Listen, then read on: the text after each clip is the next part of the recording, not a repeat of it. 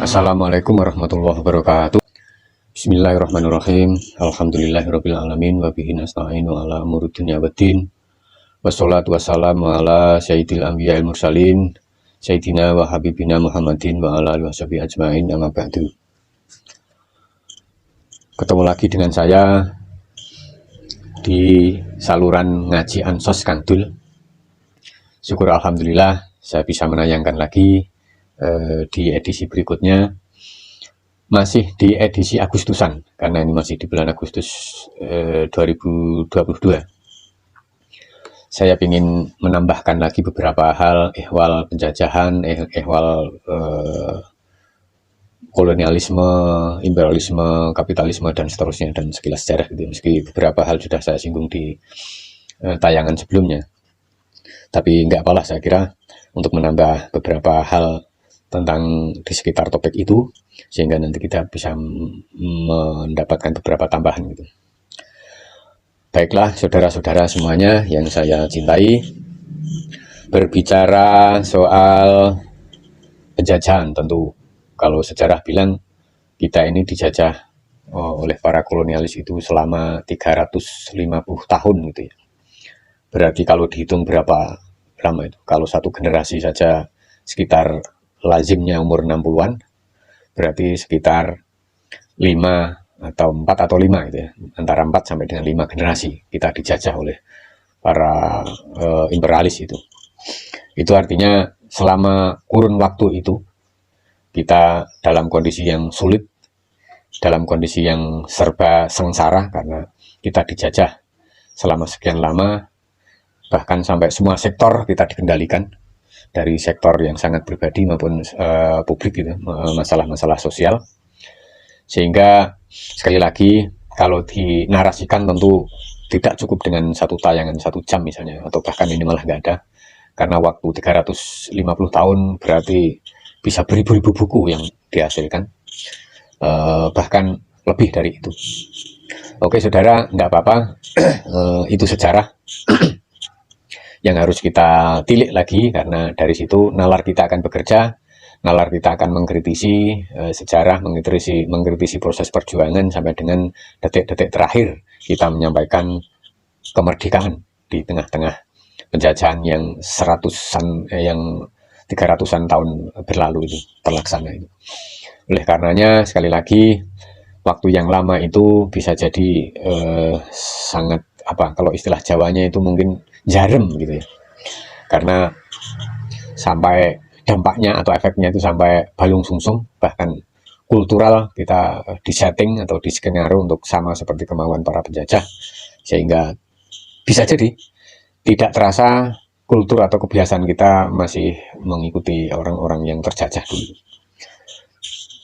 Contohnya gampang, dan di kita mungkin sekali lagi mungkin tidak terasa, tetapi itu biasa dilakukan, bahkan kita saksikan di depan mata beberapa tokoh, para pengambil kebijakan, para penyelenggara negara, para tokoh politik, para tokoh di Dewan Legislatif sana, atau semuanya lembaga, kadang-kadang mengedepankan egoismenya ketimbang kolektivitasnya, lebih mengedepankan golongannya ketimbang kepentingan yang lebih luas, bahkan lebih paradoks gitu ya, membunuh kepentingan-kepentingan lain yang seakan-akan kepentingan dia sendiri, kepentingan kelompok dia sendiri yang paling benar, yang paling nasionalis dan paling humanis begitu kira-kira. Ini masih banyak kita jumpai, dan rasa-rasanya mereka nggak terasa ya kayak gitu.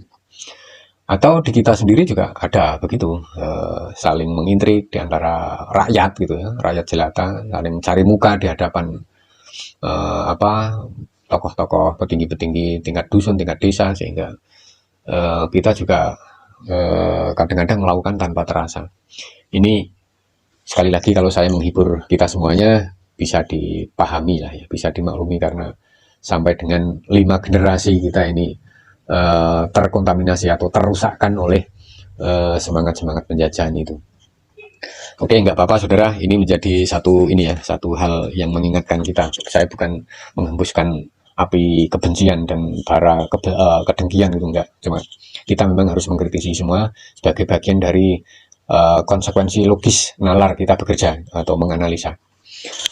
Dari situ kita mulai bisa meningkat ke topik yang selanjutnya atau pembahasan yang selanjutnya. Beberapa hal yang kita catat kemarin antara kolonialisme, kapitalisme, materialisme itu sebetulnya nanti ujung-ujungnya harus pembahasan kita harus sampai pada ke sosialisme, ke kapitalisme, karena itu jadi bentuk gitu ya. Kolonialisme dan materialisme itu kan bentuk praktek dari kapitalisme untuk selalu eksis di atas dirinya sendiri, dengan cara itu tadi banyak bentuknya. Bisa semangatnya dibangun atas semangat merampas, semangat menindas, semangat eksplorasi, semangat mengeruk gitu ya, mengeruk sumber daya alam, eksplorasi, eksploitasi gitu. Sehingga ini menjadi satu hal yang terus harus kita ingat bahwa ini tidak baik gitu ya. Saya masih teringat dan heran takjub begitu buah karya para pendahulu kita yang tertuang dalam dokumen konstitusi kita di pembukaan Undang-Undang Dasar itu, bahwa penjajahan harus dihapuskan di seluruh muka bumi ini, dimanapun dan siapapun, karena itu tidak sesuai dengan peri kemanusiaan dan berkeadilan. Otomatis gaung ini didengar oleh semua pihak, semua negara yang terjajah, dan mereka menerima, welcome begitu, menerima dengan baik, bahwa mereka menyambut dengan riang gembira bahwa penjajahan harus diakhiri karena tidak sesuai dengan martabat kemanusiaan yang fitri, yang asli. Oleh karena itu saudara, sekali lagi tadi harus kita mulai mengulik-ulik atau sampai dengan menganalisis ya, sampai dengan bentuk-bentuk isme yang besar di dunia internasional, yaitu kapitalisme dan sosialisme. Kapitalisme sudah punya polanya, sudah punya bentuknya, sudah punya serdadunya, prajurit-prajuritnya untuk mengembangkan sayapnya, sekaligus untuk membangun dirinya semakin berjaya begitu. Tapi orang-orang sosialis akan mengatakan pada saatnya nanti kapitalisme akan ambruk karena anti klimaks begitu ya. Sebaliknya sosialisme akan jaya, atau orang kapitalisme akan mengatakan sosialisme sudah mati karena tidak sesuai dengan perkembangan zaman dan seterusnya. Itu saudara yang menjadi itu artinya kalau Anda bertanya misalnya, terus kita di mana nih? Kita umat muslim, kita umat Islam. Saya masih teringat uraiannya Pak Jos Yunus Adicondro ya, almarhum, tempo dulu beberapa tahun yang lalu, karena saya pernah diajak diskusi, meski itu sebetulnya diskusi kecil, hanya beberapa orang itu, tetapi muatannya sangat menarik dan sampai saat ini saya masih teringat. Beliau mengatakan, kan Islam itu antara sosialisme dan kapitalisme. Ya, ini pemantiknya dia itu. Karena dia menjelaskan kalau sosialisme kan hak individu tidak diakui. Kalau di kapitalisme publik tidak diakui. Dan Islam ini kan ada di dua-duanya, di tengah-tengahnya. Ya mengakui hak-hak individualis, ya juga mengakui atau menghormati hak-hak publik, hak-hak komunitas. Yang di tengah-tengahnya ada istilahnya mungkin semacam pajak gitu ya, atau zakat lah gitu. Ada penghormatan atas hak individu untuk berkembang, tetapi juga ada pembatasan supaya individu tidak terlalu dalam taraf keserakahan gitu. Makanya harus diatur diatur dengan jumlah tertentu, kota tertentu, 2,5% misalnya harus untuk hak publik. Begitu juga yang hak publik juga harus didorong, karena itu juga untuk melibatkan keadilan yang merata atau keadilan untuk semuanya, kira-kira. Terserah saja Anda semuanya berdiri di mana, karena itu pendapat Pak Jos ya, dan saya setuju. yang mungkin juga banyak pendapat yang senada dengan itu, tetapi paling tidak kita mulai menyisir lagi apa sebetulnya Islam di tengah-tengah perangnya dua isme yang besar itu, kapitalisme dan sosialisme. Saya masuk ke hal yang lebih detail. Kalau di kita itu kan kita sudah ditakdirkan gitu ya, sudah diciptakan sebagai khalifatullah bil ard, sebagai khalifah Allah di muka bumi ini. Tentu ini juga menjadi dasar konsep, karena ada beberapa ulama, ada beberapa intelektual Islam yang kemudian juga menafsirkan secara interest masing-masing, tetapi yang korelasi dengan saat ini saya kira bagaimana khalifah Allah di muka bumi ini mengimplementasi atau mengejawantahkan dari semangat Tuhan yang Maha Kuasa yang memberi anugerah alam semesta ini kepada kita. Tentu juga banyak macamnya, karena kemudian antara mengelola, membangun itu dengan apa? Saya agak hadap-hadapkan gitu ya, ada konfrontir. Misalnya tentang pengelolaan, pembangunan atau apalah istilahnya, dengan destruksi, kerusakan atau persoalan dan seterusnya. Ini menjadi diskusi yang sampai saat ini menarik saya kira, karena tipis ya antara perusakan dengan pembangunan itu debatable atau diskusinya bisa subjektif karena masing-masing pihak, masing-masing kelompok mempunyai kepentingan dan mempunyai interest itu. Tapi tidak apa-apa, biarkan saja seperti itu. Kira-kira Allah Subhanahu Wa Taala memberikan sinyalemen ya kira-kira ya, supaya tidak berdebat pada persoalan itu. Misalnya saya catat di surat Al-Baqarah ayat 11. Alhamdulillah minasyaitonirrajim.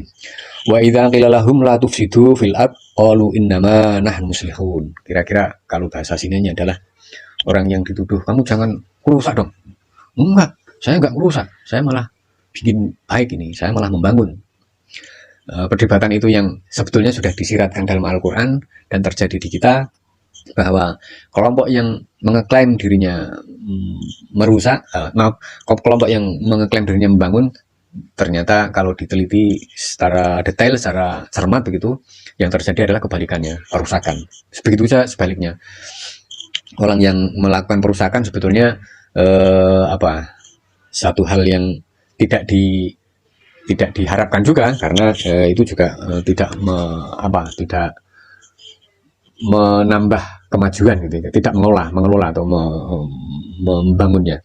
Itu kira-kira, maka dua hal itu bisa jadi menjadi diskusi yang sangat menarik. Apalagi misalnya Allah Ta'ala dawuh di surat yang di ayat yang berikutnya, di surat Ar-Rum ayat 30 itu, yang saya kira sudah mutabar, yang sudah populer itu, Darul Fasadul Bari wal Bahri bima kasabat aydinas.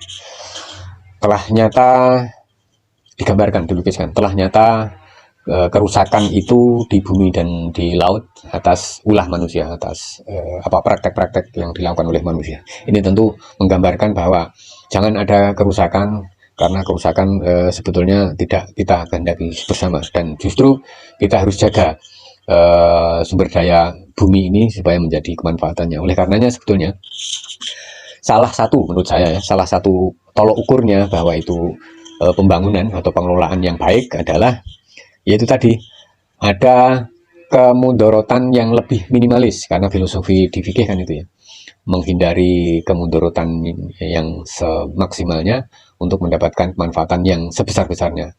Jadi manfaatan dimajukan, kemudorotan dipilih pada kemudian, atau misalnya pada sama-sama kemudorotan ya dipilih mudorot yang lebih kecil untuk menghindari hal-hal yang lebih besar lagi. Atau sebetulnya banyak filosofi kaidah di fikih ini. Nah, sehingga kerusakan jelas dimaknai sebagai kerusakan yang terkontrol gitu ya. Saya bisa melihat misalnya para aktivis lingkungan yang sering melihat pencemaran lingkungan itu pada ambang batas tertentu yang memang harus menjadi persoalan serius. Oleh karenanya di semua government, di semua pemerintahan menganjurkan ada instalasi pengolah limbah atau instalasi yang lain supaya pencemarannya bisa dikurangi dan bisa istilahnya bisa tidak seheboh yang terjadi, karena kalau tidak dikendalikan kan menjadi pencemaran yang sangat berbahaya bagi umat manusia, bagi makhluk hidup, dan bagi komunitas ekosistem. Yang kedua, saya kira pengelolaan atau pembangunan itu harus ditumpukan pada poin kebutuhan, karena untuk memenuhi kebutuhan hidup itu, apalagi hajat hidup orang banyak, itu memang harus ya, wajib ya, untuk secara detail, secara jujur kita membedakan antara kebutuhan dan keinginan. Karena kebutuhan itu wajib, keinginan itu tipis-tipis dengan keserakahan, nafsu, sehingga memang harus dibatasi. Tentu ini juga masih terlalu global gitu ya, tapi kira-kira cukuplah menjadi rambu-rambu bahwa dalam pengelolaan, dalam pembangunan itu memang harus diperhatikan hal-hal yang wajib dan harus dikesampingkan hal-hal yang istilahnya itu sunnah atau sekunder gitu kira-kira ya. Sekali ada kadar kebutuhan yang memang harus diukur di luar kebutuhan, itu saya kira juga harus diamati betul supaya tidak terjadi eksploitasi yang sangat besar gitu. Kemudian sekali lagi, karena dulu saya juga pernah menjadi aktivis lingkungan itu sekitaran tahun 90-an akhir ya. Bagi aktivis lingkungan pasti juga akan memperhatikan bahwa ketika mengelola atau membangun itu yang perlu diperhatikan juga adalah generasi mendatang, karena kita sepertinya tidak bijak ya ketika kita berulah sekarang, kita mengelola sekarang, tetapi generasi ke depan, generasi kita yang mendapatkan warisan persoalannya itu kan juga nggak fair gitu. Oleh karenanya juga mulai berpikir keseimbangan antar generasi, karena besok generasi-generasi sampai dengan kapan kita juga nggak tahu, itu masih punya hak untuk mengakses sumber daya alam yang disediakan oleh Tuhan. Itu kira-kira untuk sekedar mengingatkan saja, karena tipis sekali antara persoalan pengelolaan dengan pengelolaan sumber daya dengan persoalan ekologi, persoalan lingkungan hidup. Oleh karena selalu harus dikawal seketat mungkin, sedetail mungkin, supaya sedini mungkin kerusakan-kerusakan itu bisa diantisipasi untuk kemaslahatan bersama, untuk kemaslahatan kita saat ini, untuk kemaslahatan atau kemanfaatan generasi kita yang akan datang dan seterusnya. Itu kira-kira yang harus diperhatikan ya, karena sekali lagi eksploitasi model-model dari kolonialis, imperialis itu tidak memperhatikan itu semuanya. Maka sekali lagi dari segi nalar ekologi misalnya, kita juga harus menyampaikan bahwa stop eksploitasi, stop penjajahan, stop imperialisme dan seterusnya. Itu kira-kira sajian singkat saya. Lain kali bisa disambung lagi, kurang lebihnya mohon maaf yang besar-besarnya. Billahi taufiq wal hidayah, waridha wal inayah. Wassalamualaikum warahmatullahi wabarakatuh.